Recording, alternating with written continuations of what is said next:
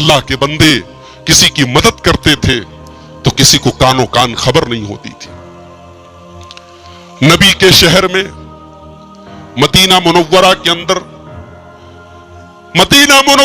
اندر 100 قریب فیملی کے گھروں میں 100 قریب گھروں میں ہر مہینے کی پہلی تاریخ کو اناج آ جاتا تھا، راشن آ جاتا تھا۔ رات کو چپکے سے کوئی اللہ کا بندہ آتا تھا اور اناج کی بوری ان کے گھر میں رکھ کر کے چلا جاتا تھا۔ ان غریب گھر والوں کو پتا بھی نہیں کہ کون اللہ کا بندہ ہماری مدد کر رہا ہے، ان بیچاروں کا کام چل رہا تھا۔ 100 مدینہ کے قریب گھروں کے گھر میں اناج کی بوریاں پہنچ رہی تھی، لیکن کسی کو بھی پتا نہیں کہ وہ اناج کی بوریاں پہنچانے والا کون ہے۔ جب مدینہ کے اندر ایک نیک انسان کا انتقال ہوا، جب اللہ کے ایک نیک بندے کا انتقال ہوا اور انتقال کے بعد جب ان کو نہلایا جانے لگا، ان کے بدن سے کپڑے اتارے گئے تو ان کی پیٹھ کے اوپر بورے کے موٹے موٹے نشان پائے گئے، اور ان نشانوں نے یہ بتا دیا کہ مدینہ کے ان 100 گھروں میں اناج کی بوریوں کو پہنچانے والا وہ اللہ کا نیک بندہ یہی انسان ہے۔ پتہ لگایا گیا ہے کہ کون نیک انسان ہے، معلوم ہوا کہ یہ نبی کا نواسا ہے، یہ نبی کے اہل بیت کا ایک فرد ہے۔ یہ حضرت حسین رضی اللہ تعالیٰ عنہ کے صاحبزادے حضرت علی زین العابدین رحمت اللہ علیہ ہیں۔ یہ نبی کے پر نواسے ہیں، یہ نبی کے نواسے کے بیٹے ہیں، جن کی پوری زندگی مدینہ کے غریبوں کی مدد کرنے میں گزری، مگر مدینہ کے کسی غریب کو معلوم بھی نہیں ہوا کہ ہمارے گھر میں مدد پہنچانے والا کون ہے۔ میرے پیارے ساتھیوں، اس کو کہتے ہیں اللہ کا ڈر، اور اس کو کہتے ہیں اخلاص۔ اخلاص یہ نہیں ہے کہ آپ نیکی کریں اور فیس بک پر فوٹو ڈال کر کے اپنی نیکی کا پرچار کریں، آپ نیکی کریں اور واٹس ایپ پر اس کا پرچار کر کے آپ اپنی نیکی کا دنیا میں آپ اپنی نیکی کا اعلان کریں۔ نیکی یہ ہے، اللہ کے پیارے نبی جناب محمد رسول اللہ صلی اللہ علیہ وسلم فرماتے ہیں کہ قیامت کے دن اللہ تعالیٰ اپنے کچھ خوش نصیب بندوں کو اپنے عرش کا سایہ دے گا۔ جب اللہ کے عرش کے علاوہ کسی اور چیز کا سایہ نہیں ہوگا، اللہ تعالیٰ اپنے کچھ خوش نصیب بندوں کو اپنے عرش کا سایہ دے گا۔ ان خوش نصیب بندوں میں ایک وہ آدمی بھی ہوگا، اللہ کے نبی فرماتے ہیں وَرَجُلٌ تَصَدَّقَ بِصَدَقَةٍ فَأَخْفَاهَا، جو اللہ کی راہ میں صدقہ کرتا ہے اور اتنا چپکے سے کرتا ہے، اتنا دھیرے سے کرتا ہے، حَتَّى لَا تَعْلَمَ شِمَالُهُ مَا تُنْفِقُ يَمِينُهُ، کہ بائیں ہاتھ کو بھی معلوم نہیں کہ داہنے ہاتھ نے کیا خرچ کیا ہے۔ اتنا چپکے سے کر رہا ہے کہ بائیں ہاتھ کو بھی پتا نہیں کہ دائیں ہاتھ نے کیا خرچ کیا ہے۔ اس طریقے کا صدقہ اگر کوئی کرتا ہے تو اس کو اللہ کے عرش کا سایہ ملے گا۔ میرے بھائیوں، یہ سوچ اپنے اندر پیدا کرو کہ اللہ دیکھ رہا ہے، کوئی دیکھے یا نہ دیکھے اللہ دیکھ رہا ہے۔ حضرت عمر فاروق رضی اللہ تعالیٰ عنہ، جانتے ہیں ہم وہ کیسے حکمران تھے۔ وہ ان حکمرانوں کی طرح نہیں تھے عوام کس حال میں ہے وہ عیش کرتے رہے، موج مستی کرتے رہے، نہیں، عوام کی خبر گیری کرنا، کس کو کیا ضرورت ہے۔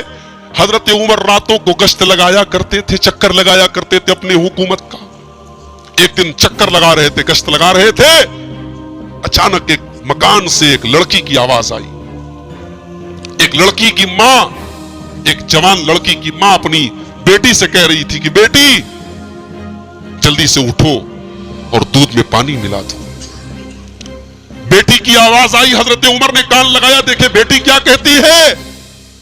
بیٹی کہتی امی جان، کیا آپ کو معلوم نہیں ہے امیر المومنین حضرت عمر فاروق کا آرڈر آیا ہے کہ دودھ میں پانی ملانا، ملاوٹی دودھ بیچنا جرم ہے، قانوناً جرم ہے، اگر پکڑے گئے تو سزا ہوگی۔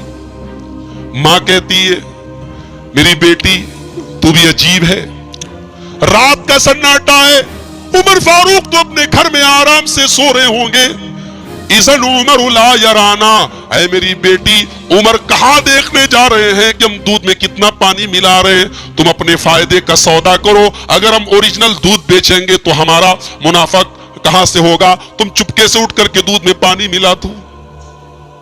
بیٹی جواب دیتی ہے امی جان بہت صحیح کہا آپ نے، یقیناً عمر کو تو پتا نہیں چلے گا، عمر اپنے گھر میں آرام کر رہے ہوں گے، عمر کو پتا نہیں چلے گا، لیکن عمر کے رب کو تو پتا ہے، उमर का रब तो देख रहा है, उमर नहीं, उमर ना सही, उमर का रब तो देख रहा है। अय अम्मी जान, हम उमर को क्या जवाब देंगे, छोड़ दो, उमर के रब को क्या जवाब देंगे। खामोश हो गई, मां से कोई जवाब नहीं बन पड़ा। हजरत उमर फारूक रजी अल्लाह ताला अन्हु ने मकान का एड्रेस और मकान का लोकेशन नोट किया। सुबह को अपने बच्चों को बुलाया, कहा है मेरे बेटो, मैंने रात में एक माँ और बेटी की आवाज सुनी है, मैंने माँ और बेटी की गुफ्तगू सुनी है। मुझे मालूम नहीं वो कितने पैसे वाले लोग हैं, मुझे मालूम नहीं वो लड़की कितनी खूबसूरत है, लेकिन मुझे इतना मालूम है वो लड़की अल्लाह से डरने वाली है, वो लड़की अल्लाह का तक़वा उसके दिल के अंदर है। ऐ मेरे बेटो, मैं उस लड़की को अपने घर में बहू बना करके लाना चाहता हूँ। अगर तुम में से कोई उस लड़की से शादी करने के लिए तैयार नहीं होगा तो मैं उमर फारूक अपनी बीवी की शक्ल में उस बेटी को अपने उस औरत को, उस लड़की को अपने घर में लाऊंगा। बेटों में से हजरत आसिम रजी अल्लाह ताला अन्हु तैयार हुए और हजरत उमर फारूक रजी अल्लाह ताला अन्हु ने उस लड़की को बहू बना लिया। मेरे प्यारे साथियों, ये होता है अल्लाह का डर और ये होता है ये जज्बा कि कोई देखे या ना देखे, अल्लाह देख रहा है।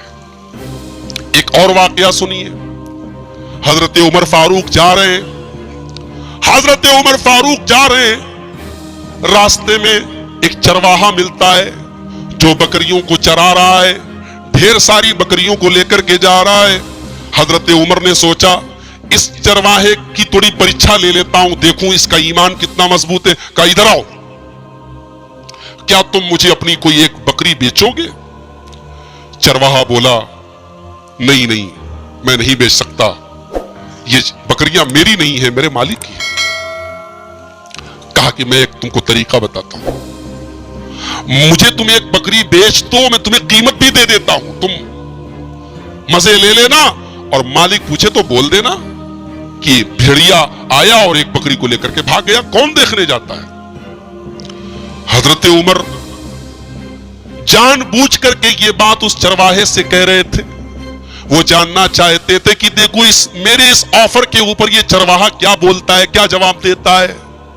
वो चरवाहा जो सहराओं के अंदर बकरियों को चराने वाला है, जिसके पास बहुत ज्यादा दिमाग नहीं है, बहुत ज्यादा नॉलेज नहीं है, बहुत ज्यादा इल्म नहीं है, लेकिन अल्लाह का डर देखो।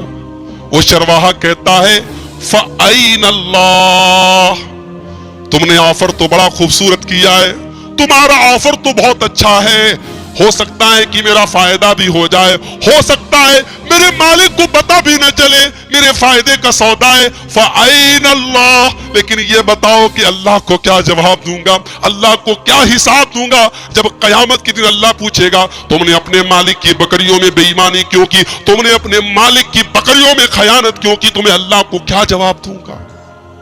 हजरत उमर फारूक रजी अल्लाह ताला अन्हु बेतहाशा रोने लगे और उसके बाद पता लगाया कि वो चरवाहा किसका गुलाम है। उसके मालिक को बुलाया और कहा कि इसकी जो भी कीमत तुम मांगो मैं कीमत दे करके इसको आजाद करता हूं। और जब उसको आजाद कर दिया तो उस चरवाहे को बुलाया और कहा जानते हो तुम्हारी जुबान से निकला सिर्फ एक जुमला के अल्लाह को क्या जवाब दूंगा, अल्लाह कहां चला गया, तुम्हारा एक जुमला मुझे इतना पसंद आया कि मैंने तुमको आजाद कर दिया और मुझे उम्मीद है कि यही तुम्हारे दिल का ये जो डर है अल्लाह का, ये तुमको जहन्नम की आग से भी आजाद कराएगा। मेरे प्यारे साथियों, अल्लाह देख रहा है, जब तक ये जज्बा हमारे अंदर पैदा नहीं होगा करप्शन नहीं खत्म हो सकता, रेप नहीं खत्म हो सकता, लड़कियों के साथ होने वाली दरिंदगी नहीं खत्म हो सकती। आप सख्त से सख्त कानून लगा दें, मगर जब तक दिल के अंदर ये डर नहीं पैदा होगा कि हमें अल्लाह के यहां जाकर के हमने दुनिया में जो करतूत किए हैं उनका हिसाब देना पड़ेगा, तब तक ये जज्बा नहीं, जब तक ये जज्बा नहीं पैदा होगा तब तक क्राइम खत्म नहीं हो सकता।